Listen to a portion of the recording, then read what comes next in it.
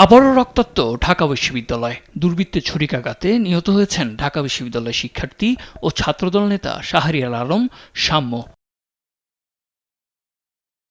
মঙ্গলবার মধ্যরাতে রাজধানীর সোহরাওয়ার্দী উদ্যানে বাইক চালিয়ে যাওয়ার সময় অন্য আরেকটি বাইকের ধাক্কা লাগলে কথা কাটাকাটির এক পর্যায়ে সাম্যকে ছুরিকাঘাত করে পালিয়ে যায় দুর্বৃত্তরা।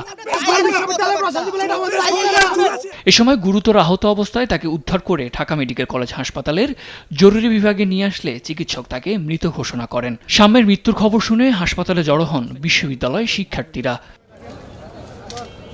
ঘটনার পরপরই হাসপাতালে ছুটে আসেন ছাত্রদলের সভাপতি। জানান, বহিরাগতদের দ্বারা সাম্যের উপর হামলা প্রশাসনের দুর্বলতার প্রতিফলন।